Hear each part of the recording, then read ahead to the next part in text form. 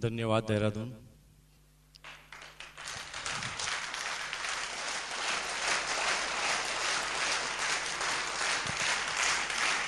Thank you. नमस्कार। देखिए, अक्सर जब हम नमस्कार बोलते हैं तो बहुत सारे आदमी संकोच करते हैं नमस्कार करने में, लेकिन मेरा तो पूरा बिजनेस ही नमस्कार करने से बढ़ा। मैं तो चलते रास्ते ही किसी को बोल देता हूं नमस्कार। मुझे अभी तक किसी ने भी नहीं बोला कि नमस्कार नहीं, वो भी कहता है नमस्कार। और इस नमस्कार की कहानियां लिखी गई है। और मैं आपको बता दूं कि हिंदुस्तान की गवर्नमेंट ने हर उस चीज पर टैक्स जो सर्विस में हम लेते हैं, चाहे वो किसी हो या कोई वस्तु हो, उन हर चीज पर टैक्स लगाया।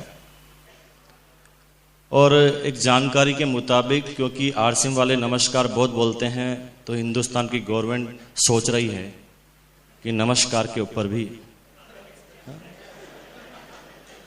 तो जब तक ये टैक्स लग जाए उससे पहले भैया खुलकर बोल लो नमस्कार, क्योंकि उसके बाद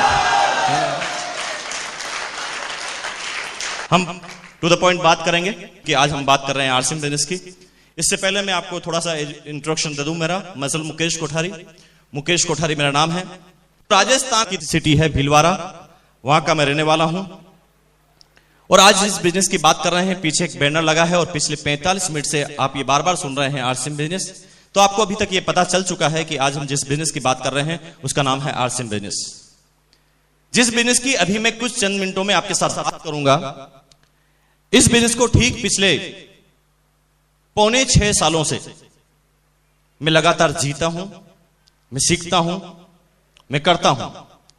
इन 5.25 सालों में लगातार इस बिजनेस को करने के बाद मुझे इस बिजनेस से क्या मिला है, क्या मिलने वाला है, यह बिजनेस क्या है, इसका फ्यूचर क्या है, इसका स्कोप क्या है, इसका विजन क्या है, इसे क्यों करना चाहिए, इसे कैसे किया जाता है और इसे कब किया जाता है, ये सारी बातें मेरे अपने अनुभव के आधार पर अगले कुछ चंद मिनटों में आपके साथ शेयर करूंगा। यूं कहे तो मेरा यहां पर आना का उद्देश्य कुछ थोड़ा अलग है। मैं आज आपको सिर्फ अपने अनुभव शेयर करने आया हूं। यूं तो बहुत बड़ी बड़ी किताबें मैंने नहीं पढ़ी है, मेरी एजुकेशन भी ज्यादा नहीं है, लेकिन इन 5.25 सालों में मेरे अनुभव इस बिजनेस में हैं। यूं कहे तो जिंदगी के अनुभव में आप मेरे से कहीं ज्यादा हैं और आप मुझे कहीं मायनों में अपनी जिंदगी के बारे में तो मुझे समझा सकते हैं, लेकिन इस बिजनेस के बारे में थोड़ा सा आपसे ज्यादा मुझे 1% नॉलेज है और वही शेयर करने के लिए आया हूं। और शॉर्ट में अगर देसी भाषा में मैं बोलूं तो आज मैं आपको क्या बताऊंगा, मैं ये बताऊंगा कि ये एक दीवार है।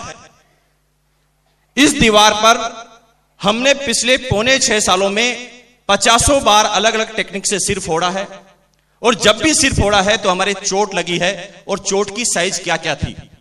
और आज मैं वही बताने आया हूं कि भैया ऐसे सिर फोड़ते हैं तो चोट लगती है, ये सिर्फ आप मत फोड़ना, क्योंकि हमने सिर फोड़ फोड़ के सीखा, इसलिए 5.25 साल लगे, आपको 2 साल ही लगेगा अगर आप मेरी बात को समझ जाएंगे तो।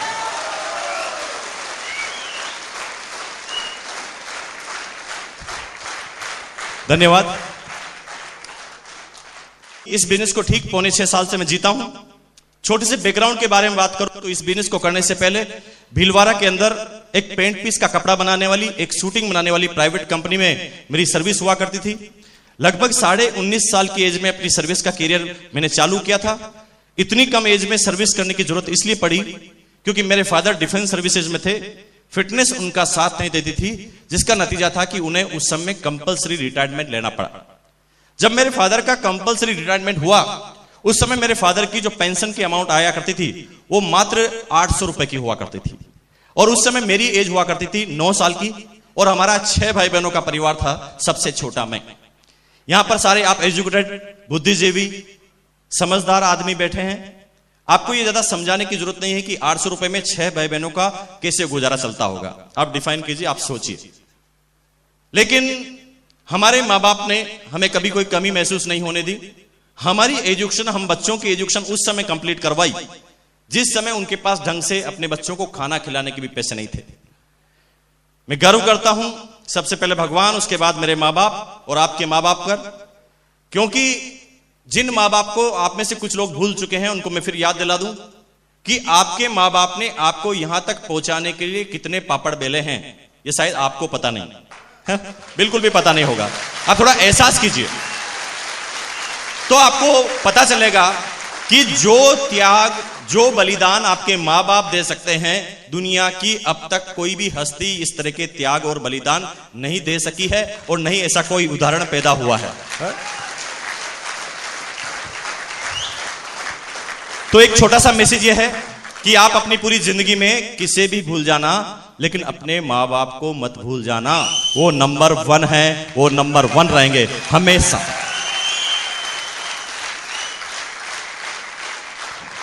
इस बिजनेस पर इस बात का कोई ज्यादा फर्क नहीं पड़ेगा, लेकिन आपकी जिंदगी पे बहुत बड़ा फर्क पड़ेगा, है ना, अगर आप अपने मां बाप को नहीं भूले तो। ठीक है जी, धन्यवाद। तो हमारे मां बाप ने उस समय हमारी एजुकेशन कंप्लीट कराई, हमें कभी कोई कष्ट महसूस होने नहीं दिया। लेकिन मैं जब 9 साल का था तो मेरे फैमिली के अंदर जो भी एक्टिविटीज होती थी मैं उसको गौर से देखता था।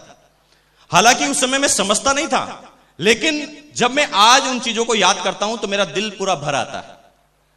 मुझे वो दौर अच्छी तरह याद है कि मेरे बड़े भाई और बड़ी सिस्टर कॉलेज में पढ़ा करते थे जब मैं 9 साल का था। तो एग्जाम जब होता था तो एग्जाम के दिनों में उन्हें चाय पीने की इच्छा होती थी रात को पढ़ाई के दौरान। तो कभी घर में चाय नहीं मिला करती थी, चाय की पत्ती नहीं मिला करती थी, और कभी घर में दूध नहीं मिला करता था। मुझे वो दौर भी अच्छी तरह याद है जब हमारी 2 बड़ी सिस्टर की शादी हुई। मैं छोटा था, फादर के पास शादी करने के लिए जमा पूंजी नहीं थी। इसका नतीजा क्या था कि हमारा एक पुश्तैनी मकान था, उस मकान को सेल आउट करना पड़ा फादर को। उस मकान के पैसे जो आए उससे हमारी 2 सिस्टर की शादी हुई। लेकिन जब 2 सिस्टर की शादी हुई तो हमारा आधा मकान सेल आउट हो चुका था। अब हमारे पास एक रूम और एक किचन बचा था। रूम के अंदर हम सारे भाई बहन सोया करते थे चारों, और किचन के अंदर हमारे मां बाप। 95% जो हमारे रिश्तेदार जो थे वो सारे के सारे समझदार थे, 95%। लेकिन 5% ऐसे रिश्तेदार थे जो ज्यादा समझदार नहीं थे। 95% रिश्तेदार कभी भी हमारे घर पर रुकना नहीं पसंद करते थे और खाना पसंद नहीं करते थे, क्योंकि उन्हें पता था कि इनकी हालत कैसी है। लेकिन 5% इन बातों से अनभिज्ञ थे, वो हमारे घर पर आकर बैठ जाते थे और कहते थे कि आज हम यहीं पर रुकेंगे। तो उस पूरे दिन भर पूरी फैमिली में चर्चा का विषय ही यही रहता कि ये मेहमान कहां पर सोएंगे और इन्हें क्या खिलाया जाएगा। पूरे दिन भर चर्चा होती, खिलाने की बात आती है तो कैसे इंतजाम करके उन्हें अच्छा खासा खाना खिलाया जाता है, क्योंकि हिंदुस्तान में अतिथि देवो भव की कहावत मशहूर है। लेकिन जब सुलाने की बात आती थी तो एक रूम और मेहमान। तो राजस्थान में रूम के ऊपर एक स्टेप होती है जहां पर सामान रखा जाता है, जिसे राजस्थान में टांड कहते हैं, और उसको अगर क्लोज करके ऊपर एक गेट लगा दें, यानी ऊपर का स्टोर बिना सीढ़ी का, बिना स्टेप का, तो राजस्थान में उस ऊपर वाले स्टोर को भकारी कहते हैं। तो जब भी हमारे घर में कोई भी मेहमान आता था तो हम सारे भाई बहनों का ट्रांसफर, हाँ भाई मेहमान को थोड़ी कह सकते आप जाइए, जाना हमें ही पड़ता था। वो बातें उस समय मेरे बात समझ में नहीं आई, लेकिन आज जब मैं याद करता हूं तो मुझे वो एक एक बात अभी समझ में आती है। मुझे वो दौर अभी तक याद है जब मेरी मां 100 ग्राम देसी घी को 3 महीने तक संभाल कर रखती थी। मैं छोटा था, उस समय जिद करता था कि मां आप मेरी रोटी के ऊपर घी क्यों नहीं लगाते। तो मेरी मां मुझे गोद में बिठाकर समझाती थी कि बेटा देखो, अचानक घर में कोई मेहमान आ सकता है ना, तो मेहमान को तो पता नहीं चलना चाहिए कि हम क्या खाते हैं और क्या पीते हैं। मुझे समझाया जाता। मुझे वो दौर भी अच्छी तरह याद है जब मेरे फादर को किचन का निर्माण करना था, और किचन का निर्माण करने के लिए उनके पास पैसे नहीं थे, और उनके पास पैसे नहीं थे इस वजह से कम पैसों में उस किचन का निर्माण करना था। तो उस समय सीमेंट के अंदर जो मिट्टी को मिलाया जाता है, जिस रेत को मिलाया जाता है, जिस बजरी को मिलाया जाता है, एक ट्रक आता, रोड पर खाली होकर वो मिट्टी चला जाता। अब उस रोड से मिट्टी को हमारी बाउंड्री वॉल के अंदर लाने के लिए जब किसी लेबर को हम कॉन्ट्रैक्ट देते थे तो वो उस समय 15-20 रुपए मांगता था, और ये 15-20 रुपए उस समय हमारे पास देने के लिए नहीं थे। तो हम पैसे बचाने के लिए कुछ टेक्निक का इस्तेमाल करते थे। वो टेक्निक क्या थी? हम रात को 11:30 बजने का इंतजार करते थे। यूं ही रात की 11:30 बजती, सारे पड़ोसी सो जाते तो हम सारे भाई बहन बाहर निकल जाते और वो उठने से पहले उस सारी मिट्टी को हम अंदर डाल दिया करते थे और हमारे 15-20 रुपए बच जाया करते थे। और ये छोटी छोटी टेक्निक्स हमारी उस समय पैसे बचाने की होती थी। इस अभावग्रस्त जिंदगी से निकले, लेकिन उस समय तक हमारे फादर मदर ने हमें महसूस नहीं होने दिया कि हम क्या करते हैं। लेकिन बीकॉम का एग्जाम दिया 19.5 साल की एज में। शायद मेरे बाप बाप इसी चीज का इंतजार कर रहे थे। एग्जाम देते ही मैं घर पर आया। घर पर आते ही जो ही मैं अपने रूम में गया, अपनी शर्ट को हैंगर पे लगाई, मेरी मदर मेरे पास आती है और धीरे से कहती कि मुकेश, आज तुम्हें एक बात बताते हैं कि तुमने जो आज एग्जाम दिया है ये तुम्हारा अंतिम एग्जाम है हमारी तरफ से, हम तुम्हें आगे नहीं बढ़ा पाएंगे। जब ऐसी बात मुझे बताई गई तो जीवन के सारे सपने उसी समय चकनाचूर होते हुए नजर आए। लेकिन मां बाप ने ये बात हमें बोली तो कोई ना कोई सोच के साथ बोली होगी, और इसी चीज को मैं उस समय सोचने लगा। लेकिन थोड़ी देर बाद मेरी मदर ने आंसू निकालते हुए कहा कि नहीं, तुम इसका उल्टा अर्थ मत ले जाना। इसका मतलब ये नहीं है कि तुम्हें हम पढ़ने से रोकते, बस फर्क इतना सा आएगा कि पहले तुम्हारी पढ़ाई का खर्चा हम उठाते थे, अगर अब तुम्हें पढ़ना है तो तुम तुम्हारा खर्चा खुद हटाओ, खुद निकालो, क्योंकि आज के बाद हम तुम्हारी पढ़ाई के ऊपर कोई पैसा नहीं खर्च करेंगे, क्योंकि हमारी जितनी भी ताकत और कैपेसिटी थी वो अभी हमने कर बताया है। अब सोचिए, मां बाप का कोई कंपैरिजन है? मां बाप अभी भी कह रहे हैं कि हम तुमसे खाना नहीं चाहते, तुम अभी भी पढ़ सकते हो, सिर्फ अपनी खुद की इनकम जनरेट करो पढ़ाई के दौरान। जीवन की हकीकत से सामना हुआ। भीलवाड़ा के अंदर नौकरी की तलाश में दौड़ने लगा। उस समय हमारी फैमिली के पास न कोई जेक होता था और न ही कोई चेक होता था। उसी का नतीजा था कि 1 महीने तक लगातार दौड़ लगाई पूरे भीलवाड़ा में, सर्विस नहीं मिली। घर पर आकर थक कर बैठ गया। एक दिन दोस्त के फादर ने मुझे बुलाया, मुझे एक विजिटिंग कार्ड हाथ में थमाया और मुझे कहा गया कि इस कंपनी में जाइए, आपको सर्विस मिल जाएगी। मुझे विश्वास नहीं था, क्योंकि 1 महीने तक चक्कर लगाकर मैं समझ चुका था कि ये सब फालतू की बातें हैं, कोई किसी का साथ नहीं देता। इस दुनिया में सबका साम्राज्य अपने आप को खड़ा करना पड़ता है। लेकिन कहते हैं कि 1% आशा की वजह से मैं उस कंपनी में उस कार्ड को लेकर पहुंचा। मेरे से नाम पूछा गया और कहा गया कि आप कल से आ जाइए। मुझे आश्चर्य हुआ, मुझे शौक लगा कि क्या ये सच है, लेकिन वास्तव में वो मुझे यही कह रहे थे कि आप कल से आ जाइए। मैंने उस समय अपने मैनेजर से यह तक नहीं पूछा कि आप कितनी सैलरी दोगे, क्योंकि बात सैलरी का विषय नहीं थी, बात थी नौकरी मिलने का क्वेश्चन।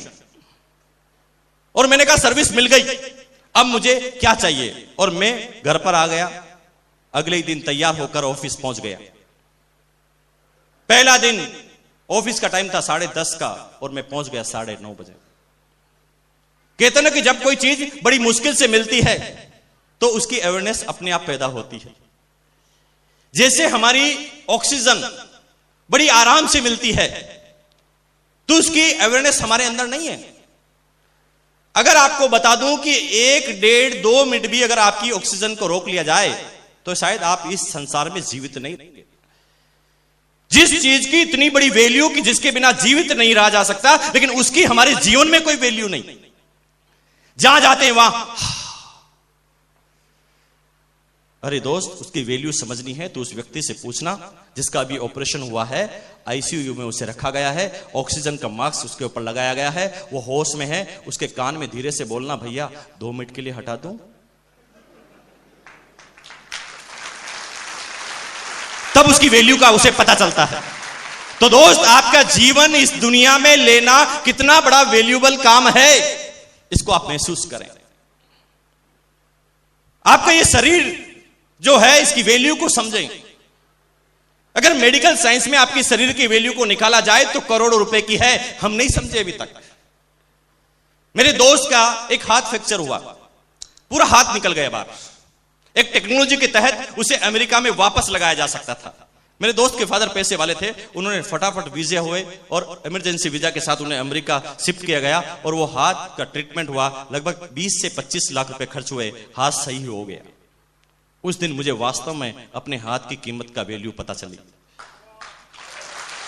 मैंने कहा, भैया मेरा हाथ 20 लाख का एक, मेरे मां बाप इस हाथ पे 20 लाख रुपए उनके पास अगर हो तो वो खर्च कर सकते हैं, तो एक हाथ 20 लाख का तो दूसरा कितने का हुआ?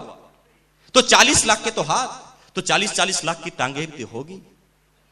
हाथ और पैरों को मिलाया जाए तो लगभग 1.5 करोड़ रुपए के तो हाथ पैर आपके। जो इंडियन साइंस में उसकी रेट है। फिर आपकी हड्डियां, आपकी खून, आपके गुर्दा, आपके दिल और आपकी सारी धमनियों का सारा रेट निकाला जाए मेडिकल साइंस के अनुसार, तो आपका आज न्यूनतम स्तर वाले व्यक्ति का भी पूरा शरीर 5 करोड़ में बिकने के लिए तैयार है। कोई भी बिकवा लीजिए, आज कोई भी चले जाइए, 5 करोड़ में उसका शरीर बिकने के लिए तैयार है। ये तो ह्यूमन राइट्स की तरफ से नियम बने हुए हैं कि आदमी को जिंदा को मार नहीं सकते, बाकी उसके एक एक पार्ट्स की वैल्यू निकाले जाए तो 5 करोड़ मिनिमम। लेकिन थोड़ी देर के लिए सोचें, इस 5 करोड़ के शरीर को कितने रुपए में गिरवे रखा है? ए भैया 5,000 दे देना, करवा ले, कुछ भी करवा ले, 10,000 देना, कुछ भी करवा ले, क्योंकि हमें हमारी वैल्यू के बारे में पता नहीं। मैंने उस समय अपने मैनेजर से यह तक नहीं पूछा कि आप कितनी सैलरी दोगे, चला गया काम पर, लगातार 1 महीने तक काम किया। सर्विस का दिन, 1 तारीख आई, सैलरी का टाइम, लाइन लगी हुई थी सैलरी लेने वालों की, और जिंदगी का पहला अनुभव, मैं भी लाइन में खड़ा हो गया, मेरा नाम आया और मेरे हाथ में 750 रुपए पकड़ाए गए। 750 रुपए को देखते ही मेरे जीवन में जो 16 साल में मैंने सपने बनाए थे, वो सब सपने चकनाचूर होते हुए नजर आए। मुझे लग गया कि भैया ये तूने हेलीकॉप्टर का जो सपना बनाया है, तू तो तेरी एक्चुअल जिंदगी में तो साइकिल लेने के काबिल भी नहीं है। सपनों को छोटा करना चालू किया। मैं आगे बढ़ा सोचते हुए, पीछे ही मेरी कंपनी का चपरासी खड़ा था, वो अंगूठा छाप पानी पिलाने का काम। मेरे सामने उसे सैलरी दी गई 1500 रुपए, 1500। एक बीकॉम पास लड़का उसे 750, और एक अनपढ़ आदमी जो अंगूठा छाप लगाकर वहां पर सैलरी उठाता है उसे 1500 रुपए। ये बात मुझे हजम ही नहीं हुई, ये क्या हो रहा है इस दुनिया में। और आप में से कुछ लोगों को अभी ये बात समझ में नहीं आ रही होगी, लेकिन मुझे आज आई है, आपको भी आ जाएगी। आपकी अलग अलग एज सेगमेंट के व्यक्ति यहां पर सकते हैं। कोई आदमी 20 साल का होगा, कोई 30, 40, 50, 60, 65, 70 साल के व्यक्ति यहां पर होंगे। लेकिन मैं आपको बता दूं कि आप 65 और 70 साल के व्यक्ति हैं, लेकिन अगर आपने अपने सपनों को खो दिया है तो आप जीरो हैं।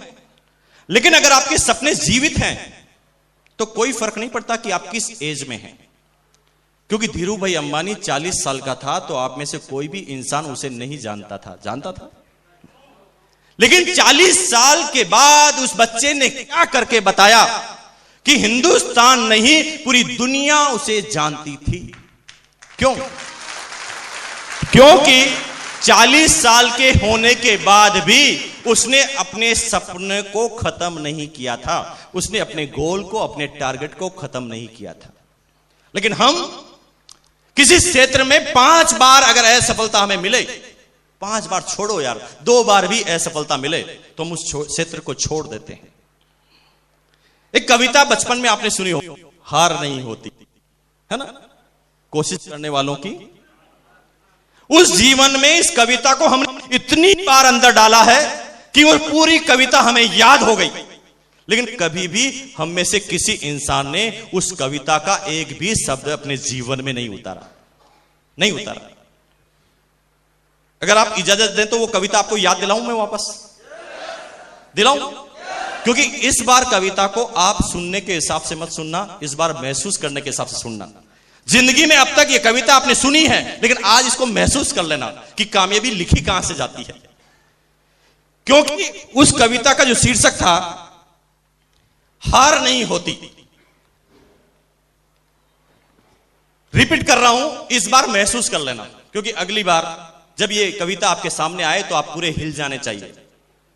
इसमें लिखा है, लहरों से डरकर नौका पार नहीं होती, कोशिश करने वालों की कभी हार नहीं होती। नन्ही चींटी जब दाना लेकर चलती है, नन्ही चींटी जब दाना लेकर चलती है, चढ़ती दीवारों पर 100 बार फिसलती है। नन्ही चींटी जब दाना लेकर चलती है, चढ़ती दीवारों पर 100 बार फिसलती है। मन का विश्वास रगों में साहस भरता, चढ़कर गिरना, गिरकर चढ़ना न उसे अखरता। आखिर उसकी मेहनत बेकार नहीं होती, कोशिश करने वाला। क्या लिखा है कि चींटी भी जब काम करना चालू करती है तो हर बार वो सक्सेस नहीं होती, लेकिन लगातार उसके लगे रहने की वजह से एक समय ऐसा आता है जब उसकी ये मेहनत बेकार नहीं होती और वो अपनी मंजिल को पा लेती है। दूसरे पैराग्राफ पे कितनी जोरदार चीज लिखी है, 1 अरब रुपए का ये पैराग्राफ होना चाहिए। हिंदुस्तान में ये सारी चीजें सस्ती है। इसमें लिखा है, डुबकियां सिंधु में गोताखोर लगाता है। सिंधु यानी समुद्र। डुबकियां सिंधु में गोताखोर लगाता है, जा जाकर खाली हाथ लौट कर आता है, मिलते न सहज ही मोती गहरे पानी में। बड़ी आसानी से मोती उसे गहरे पानी में नहीं मिलते। मिलते न सहजी मोती गहरे पानी में, बढ़ता दूना उत्साह इसी हैरानी में। अब वहां कम नहीं होता वो, जब उसके हाथ में मोती नहीं आता है तो वो पहले से डबल एक्साइटेड होता है और अब कहता है कि यस, अब मैं इस बार तो अपने मोती पे लेकर रहूंगा। फिर डुबकी लगा देता है।